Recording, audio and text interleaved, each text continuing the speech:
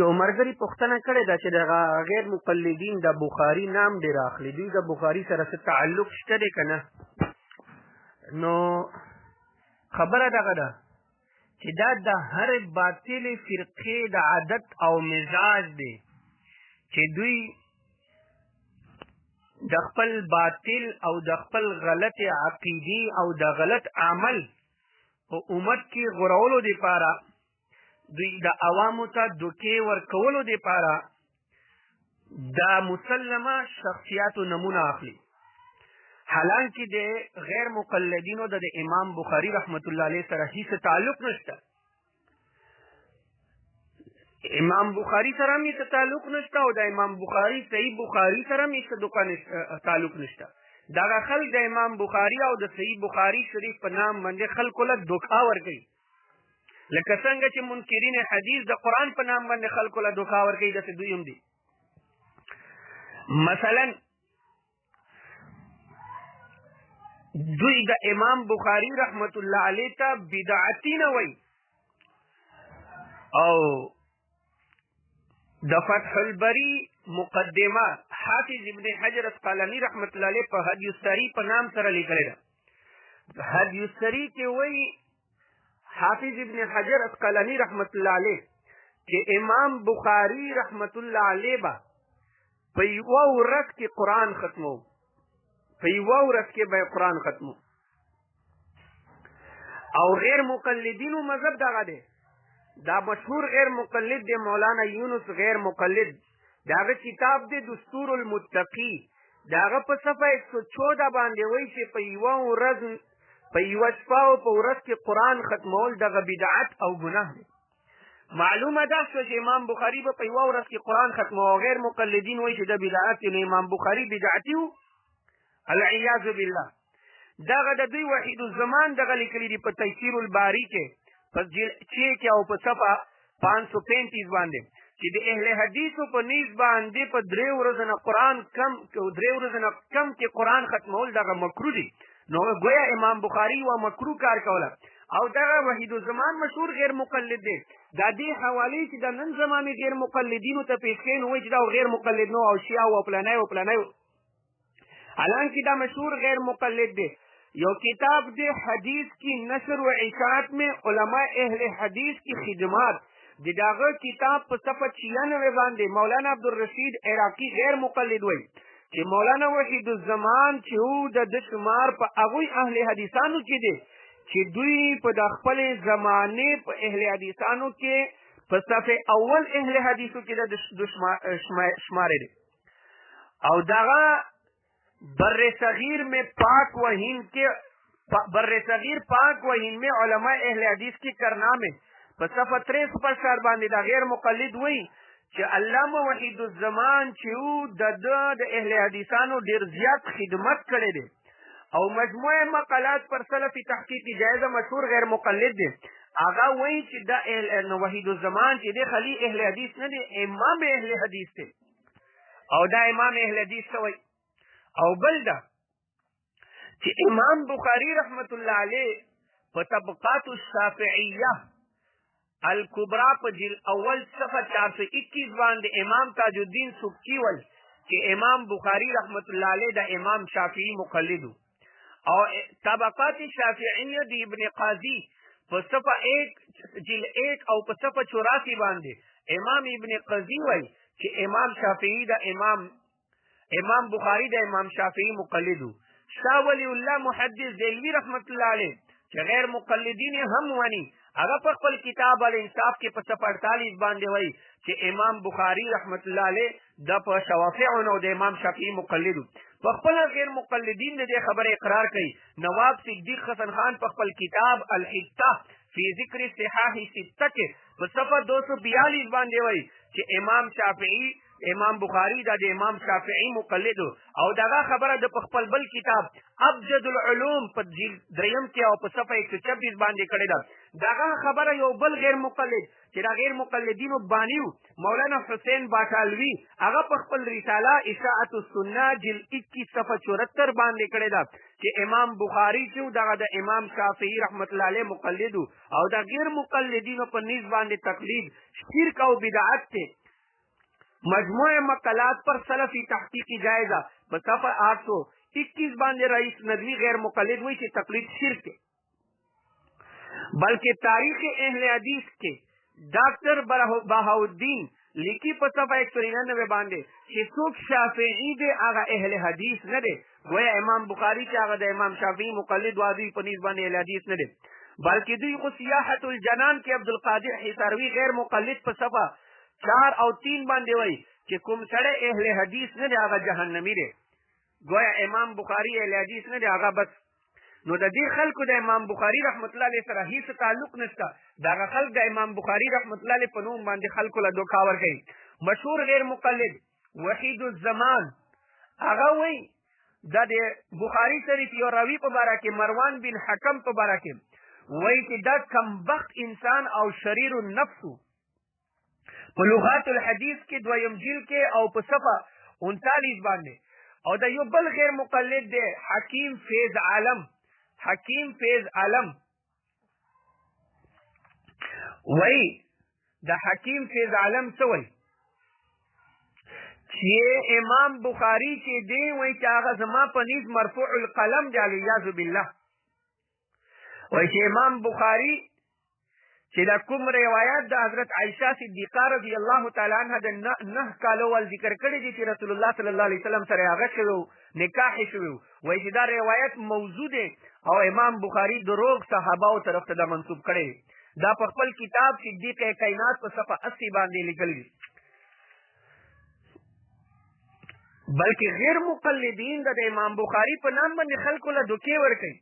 مثلا د دوی یو مشهور شیخ الحدیث ته مولانا محمد اسماعیل سلفی مشهور غیر مقلد دی د مشهور کتاب دی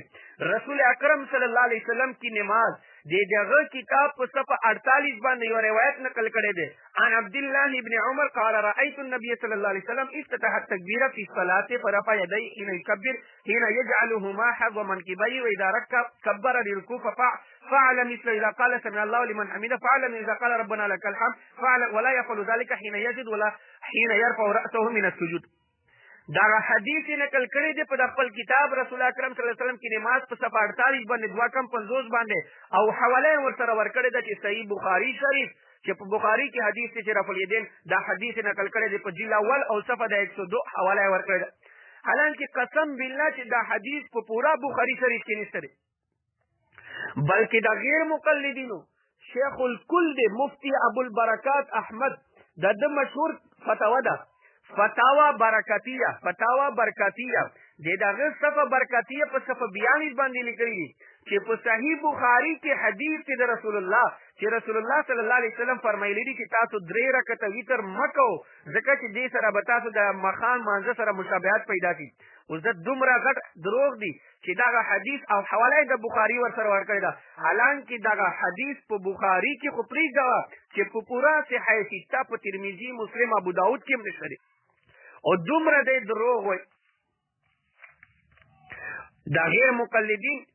د دوی بل شیخ الاسلام د ثنا الله امر تصری مولانا ثنا الله امر تصری وای چې په سینې باندې په مانځ کې سینې باندې لاس نیول او احادیث او د رفع الیدین کولو احادیث په بخاری او په مسلم او د دوی په شروحاتو کې په کثرت سره موجود دي حالانکه په پورا بخاری او په مسلم کې یو حدیث نشته چې رسول الله صلی الله علیه وسلم په مانځ کې لسونه په سینې باندې نیول او څومره غټ دروغه وي بلکې د غیر مقلدینو یو فتوا ده فتاوا علماء حدیث د فتاوا علماء حدیث په 3م جلد کې او په صفحه 206 باندې چا تپوز نه کړی دی چې په مانځ کې به قنوت کله ویل کېږي نو هغه هم د فتوا او د غیر مقلدینو مفتی په بخاری باندې دروغ وای او وای چې په بخاری شریف کې حدیث کې چې دعای قنوت به په ویترو کې د رکوع نه بعد ویل کېږي حالانکه قسم بالله چې په پورا بخاری کې د حدیث نشته دومره غټ دروغ ویلي د دوی یو بل ملا د مولانا حبیب الرحمن یزدانی. مولانا حبیب الرحمن یزدانی دغه کتاب د خطبات شهید اسلام د جل 1 او صفحه 134 باندې وایي چې په مسح جرابو باندې مسح کول دغه جایز دي، ځکه چې په امام بخاری په بخاری شریف کې په دې باندې باب المسح علی الجوربین قائم کړی دی. حالانکه دومره غړ دروغ ویل قسم بالله چې په بخاری کې په دې الفاظو سره چې المسح علی الجوربین دغه باب بالکل په بخاری شریف کې نشته دی. اوس دا دومره غټ دروغجن دي، دې ته به تاسو څه وایي؟ بهرحال د دې یو بل کتاب دی د غیر مقلدینو، مولانا صادق سیالکوټي کتاب نامې دی صلات الرسول، چې دا د پیغمبر وللمونځ دی صلات الرسول. او د داسې کتاب دی چې د دې کتاب زبیر علیزی چې د دوی محقق دی هغې په حاشیه لیکلې ده تسهیل الاصول په نام سره، او په خپله حاشیه تسهیل الاصول کې په صفحه 16 باندې وایي چې د صلات الرسول د داسې کتاب دی چې په دې ټوله صدۍ کې دې غوندې کتاب بیا نه دی لیکلی شوی، او وایي چې دغه د صفحې اول د کتابونو نه دی. او د صلات الرسول یو بل غیر مقلد دی مولانا عبدالرؤف صندوق، هغه هم په حاشیه لیکلې ده په القول المقبول په نام سره. په القول المقبول کې په صفحه 11 باندې د غیر مقلد د صلات الرسول په تعریف کې وایي چې صلات الرسول یو داسې کتاب دی چې داسې مدلل او جامع کتاب د بیا چرته هم نه دی موندلی شوی، دا بېنظیر کتاب دی او په دې کې هېڅ مبالغه نشته. او د دوی د بېنظیر کتاب تاسو لږ وګورئ چې غیر مقلدین څومره دجل نه نام اخلي، د بخاري او د مسلم حوالې ورکوي، خو اینه په بخاري کې دا لږ زه حوالې ته وایم. دا صادق سیالکوټي غیر مقلد په خپل کتاب په صلات الرسول په صفحه 153 باندې لیکلي دي چې د اذان کلمات چې دي اذان هغه به پیغمبر علیه السلام نیمګړي ویل، او حواله ورسره ورکړې ده د بخاري او د مسلم، او لا اله الا الله محمد رسول الله چې په پورا بخاري او په مسلم کې د حدیث نشته. د غیر مقلد ته به څه وایي؟ په صلات الرسول کې سیالکوټي په صفحه 156 باندې حدیث نقل کړی دی چې حی علی الفلاح چې کله مؤذن وایي بیا به ولا یستدر، بیا به دی ګس طرف ته او ښي طرف ته توکیږي نه، او حواله یې ورسره ورکړې ده د بخاري او د مسلم. او قسم بالله چې د ولا یستدر الفاظ نه په بخاري کې شته دي او نه په مسلم کې شته دي. اچھا داسې د غیر مقلد په صلات الرسول کې په صفحه 157 باندې د حضرت ابو محذوره رضی الله تعالی عنہ روایت نقل کړی دی، او وایي چې ابو محذوره رضی الله تعالی عنہ وایي چې القى علی رسول الله التزین هو بنفسه فقال قل، چې رسول الله صلی الله علیه وسلم ماته د اذان کلمات په خپل زده کړي، قسم بالله. او حواله ورسره ورکړې ده د مسلم شریف د القى علی رسول الله صلی الله علیه وسلم التزین هو بنفسه، د الفاظ په پوره صحیح مسلم کې نشته. اوس د دومره دروغ وایي د بخاري او د مسلم په نام. دغه په بخاري او په مسلم حوالې سره د صادق سیالکوټي په خپل کتاب په صلات الرسول کې په صفحه 219 باندې وایي چې په رکوع کې کومې دعاګانې دي، په هغه دعاګانې کې دا سنت دعا ده سبحان ذی الجبروت والملکوت والکبریاء والعظمه، او حواله یې ورسره ورکړې ده د بخاري او د مسلم. او قسم بالله چې د حدیث نه په بخاري کې شته دی او نه په مسلم کې شته دی. او دې ته به ته څه وایي؟ اچھا صلات الرسول کې سیالکوټي غیر مقلد په صفحه 246 باندې وایي چې کله سړی سجدې ته درېني بیا به دواړې لاسونه د خپلې غوږو برابر یږدي، او حواله یې ورسره ورکړې ده چې د مسلم کې د حدیث دی، حالانکه د حدیث په پوره مسلم کې نشته دی، بلکې مسلم خو خاص چې په بخاري کې هم نشته دی. اوس دې ته به ته څه وایي؟ اچھا په بخاري کې په صلات الرسول کې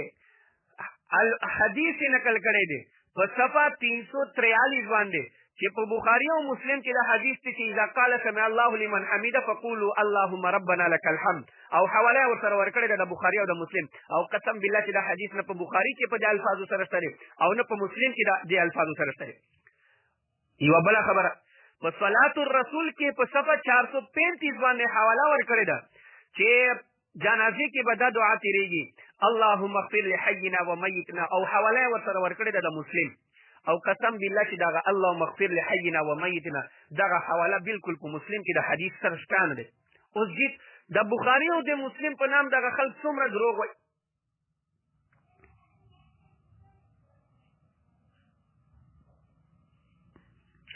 اچھا دغه صلات الرسول کې په صفحه 441 باندې وایي چې په جنازې لمانځه کې به 4 5 شپږ تکبیري نه وي. 4 کوی شي سړی، 5 کوی شي، 6 کوی شي، او حواله یې ورسره ورکړې ده چې بخاري او مسلم، او قسم بالله چې په پورا بخاري او په مسلم کې دغه روایت نشته. اوس د دومره غیر مقلد دې ته به ته څه وایې او نام ورکوي داسې په صلات الرسول کې په صفحه 440 باندې لیکلي دي چې په جنازې کې به امام قرات دعا په جهر سره کوي او حواله یې ورسره ورکړې ده د مسلم شریف، حالانکه په پورا مسلم شریف کې دغه حدیث نشته دی چې په جهر سره به یې کوي. دومره دروغ د غیر مقلدین.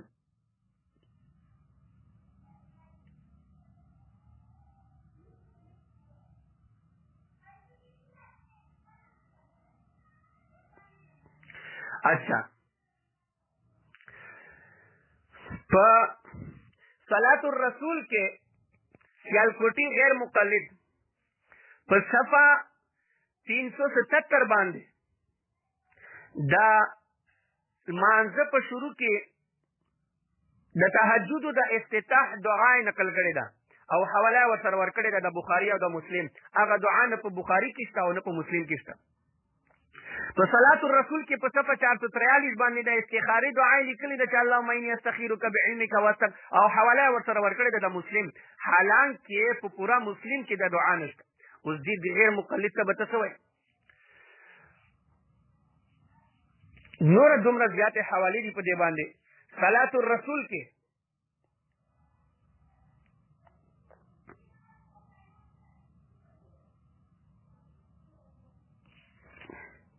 بهرحال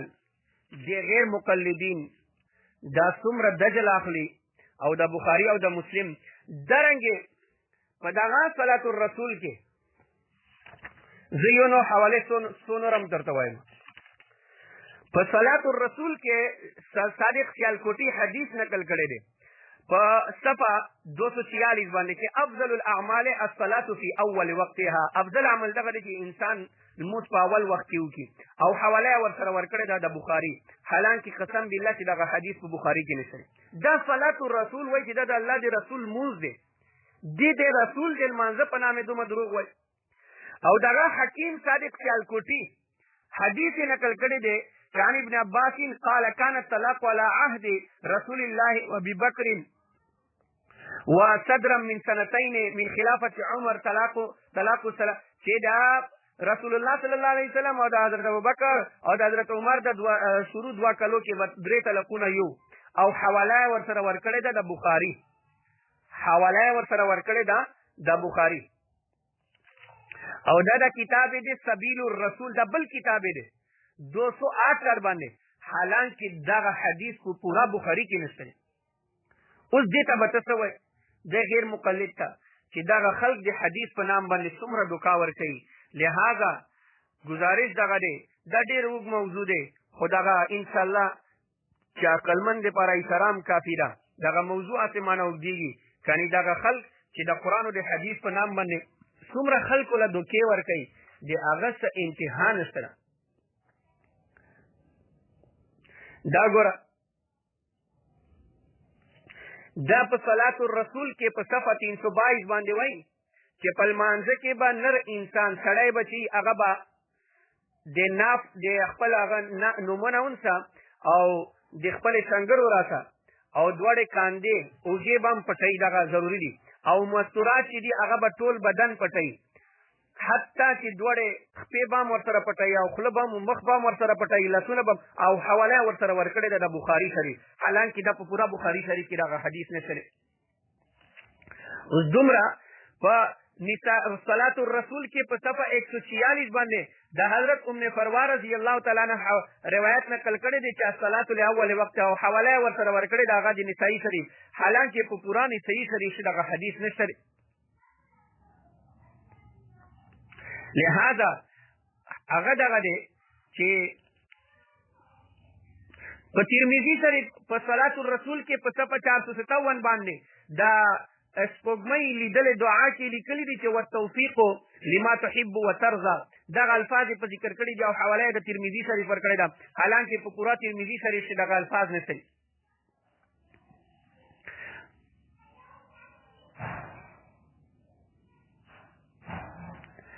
او دا دومره دجل نه د حاشیه نګارو د زبیر علی زین چې دی د داسې کړي دي چې کومه غلطې حوالې د صادق سیالکوټي ورکړي په خپل کتاب کې د ماشاءالله دا په تحقیق کړی دي چې هغه حوالې د کتابونه حذف کړي دي. مثلا په دغه تسهیل صادق سیالکوټي په صلات الرسول کې په صفحه 474 باندې یوه دعا نقل کړې ده چې په دعا کې وزلع الدین الفاظ دي او حواله ورکړې ده ورسره د حسن حسین د امام حسن حسین حواله ورکړې ده، حالانکه د وزلع الدین د الفاظ په حسن حسین کې نشته دي. او زبیر علی زین چې څه ورسره کړي دي هغه په حاشیې کې دغه د وزلع الدین الفاظ ورک کړي دي. ابل چې کوم لقمان سلفي دی حاشیه نګبا هغه حاشیه ولا هغه چې دی القول المقبول ولا عبدالرؤوف صندوق غیر مقلد دوی دا هغه کړي دي چې ورسره لیکلي دي چې دا الفاظ په حدیث کې نشته دي. او د محقق زبیر علی زی خو ماشاءالله د امام ابو حنیفه رحمت الله علیه په نوم باندې څومره دروغ ویلي دي. مثلا سیالکوټي صاحب په خپل کتاب کې په صفحه 294 باندې دا نبی پیغمبر علیه الصلاۃ والسلام طرف ته یوه دعا منسوب ده، نو وایي دی چې مسند امام اعظم کې امام ابو حنیفه رحمت الله علیه دغه دعا ته بې اصل ویلي دي، حالانکه په مسند امام اعظم کې سیره نه بالکل د دعا شته هم نه. په ابو داود دروغ ویلي دي په صفحه 290 باندې د حضرت وائل بن حجر رضی الله تعالی عنہ حدیث نقل کړی دي چې السلام علیکم ورحمت الله وبرکاته سلام په دې الفاظ سره او حواله ورسره ورکړی ده د ابو داود، حالانکه په پورا ابو داود کې د الفاظ السلام علیکم ورحمت الله وبرکاته دغه نشته دي. بهرحال لہذا دې باندې نور هم ډېر هغه حوالې دي او دا غیر مقلدین و عادت تی دروغ. دا د دوی شیخ الکل فی الکل نظیر حسین دلوی شاگرد دی قاضی عبدالاحد خانپوری داغه کتاب د توحید و سنت فی رد الالحاد والبدع په صفحه 94 باندې هغه د غیر مقلد خپله وایي چې د زمونږ د زمانې غیر مقلدین چې دي د دروغجن دي بدعتیان دي د سلف صالحین مخالفین دي د انګریزانو را پیدا کړي دي قرآن او د حدیث په نام باندې لکه څنګه منکرین حدیث د حدیث په نام باندې خلکو له دوکا ورکوي داسې دغه خلم د قرآن او د حدیث په نام باندې خلکو له دوکا ورکوي. الله د مونږ ته د دې فتنې نه بچ کېدلو توفیق را نصیب کړي.